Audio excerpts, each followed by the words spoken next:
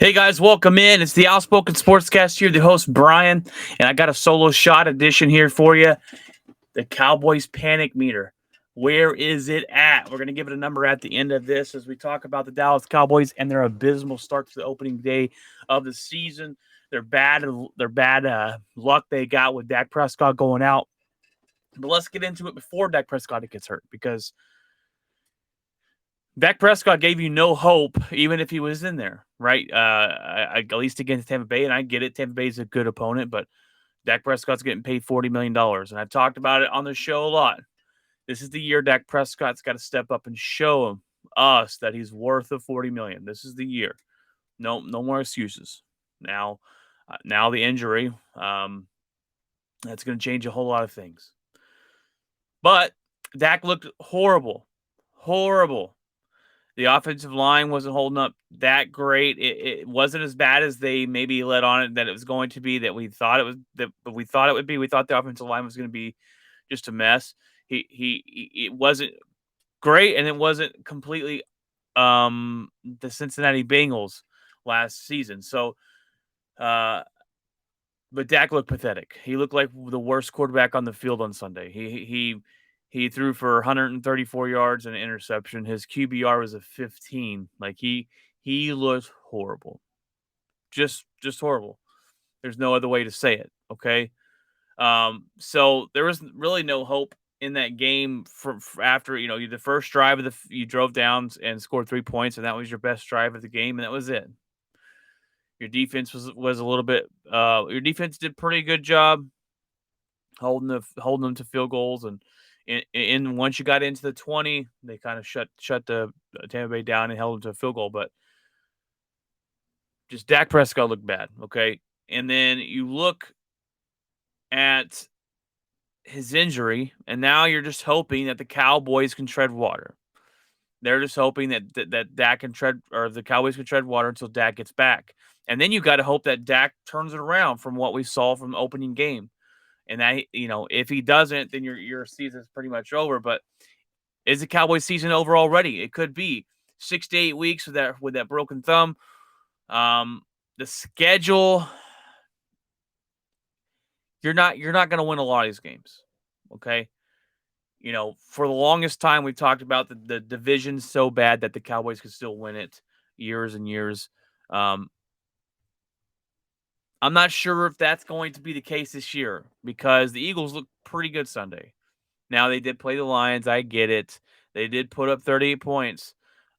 Lions came back in the end of it, but the Eagles looked pretty decent after they had a really slow start, but they looked pretty good. That defense has got to get better, though. But they looked pretty good. Giants beat the Titans. And then you got Commanders who beat the Jaguars. The Giants and Commanders are really not fighting for that division. But the Cowboys are going to have to tread water. And can they do that with Cooper Rush? My answer to that question is no. You can't. And your defense has a lot more pressure on them to stop the offense because if you let 10 points could be enough the way Cooper Rush is.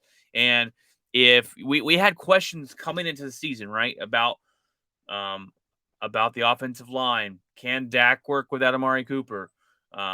Can CeeDee Lamb become a number one receiver? CeeDee Lamb looked like crap game one. They threw the ball to him 11 times. He caught it twice. Okay. It didn't seem like he was beating a double team.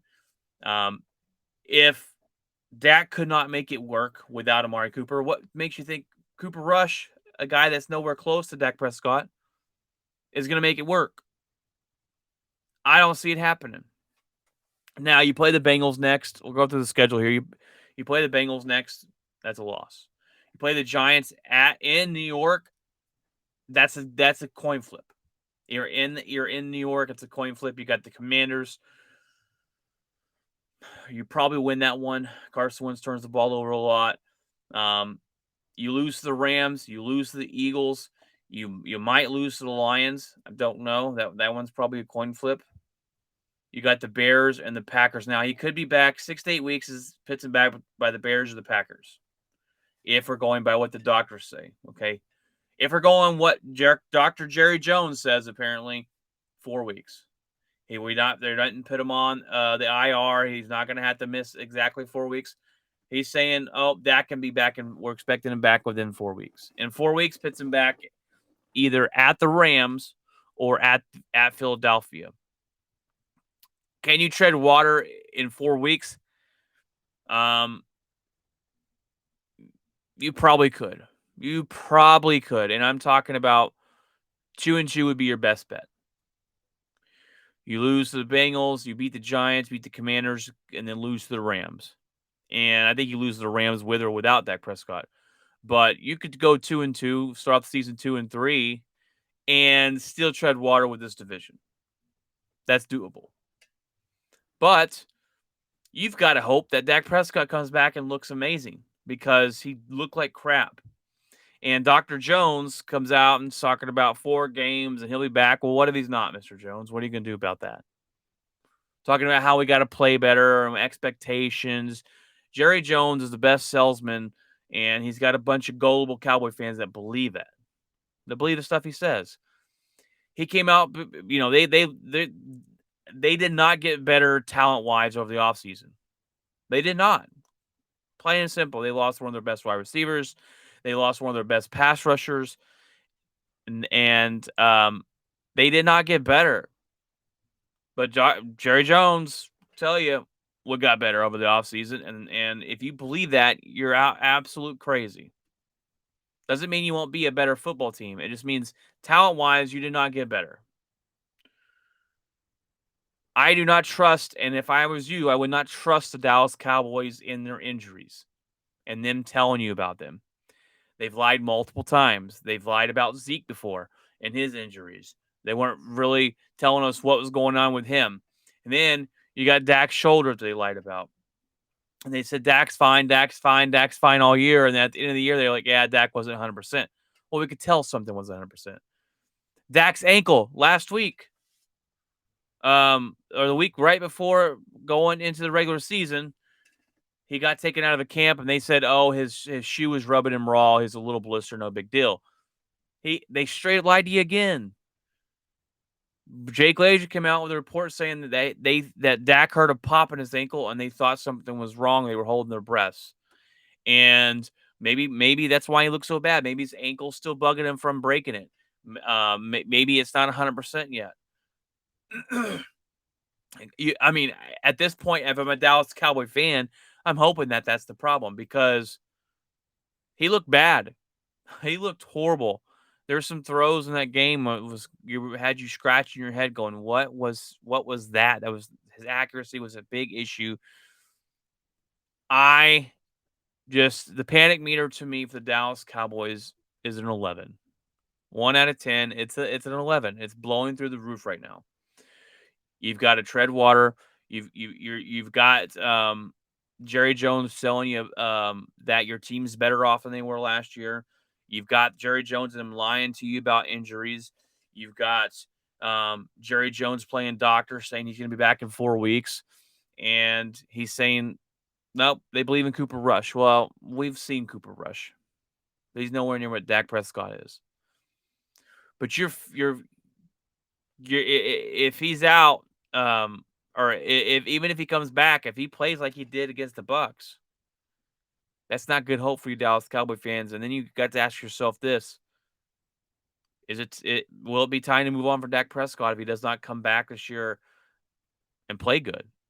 Because if he comes back in 4 or 6 to 8, four games, say he comes back in 4 games, and he play like he did Monday night, you're not going to win. Our Sunday night, you're not going to win a lot of games, regardless if he's healthy or not. Just a bad look for them. And Zeke was actually running pretty good. They didn't rush him too much against the Bucs. They Cat Boy over there, Jerry Jones' son, calling out CeeDee Lamb. We got to have more from you, and they're gonna have to have more from him. They're gonna have to have more from everybody now that Dak Prescott's out. So we'll see the way the season shifts. I feel bad for the Dallas Cowboy fans. I don't get happy when players get hurt. It's horrible to have your quarterback get hurt, especially game 1 right off the bat. You feel like kind of your season's over. All that push and hype for this being over. This division, we'll see how it plays out because The Eagles got better. The Commanders got better. The Giants, they got a new head coach. So we'll see. Saquon Barkley had a heck of a game against the Titans. We'll see what happens. But I don't think this division is bad enough for the Cowboys to lose. You know, if they win 2 of the 8 games, 2 of the 6 games, and still be in it by the end, unless Dak comes back on fire. And from what we've seen from him, the end of last year and the first game this season, that's not a very promising um, thing to bet on. So, panic meter at a 10 for the Dallas Cowboys. Uh, and that is a tough, tough loss for them. And we'll see what happens. But I do not trust Cooper Rush. And I'm pretty sure the Cowboy fans don't either. All right, guys, we'll tune in. We got episodes of the Outspoken Sportscast Tuesdays and Fridays, and I'll give you a solo shot here and there on different things. We're on every podcast platform. God bless and keep it outspoken.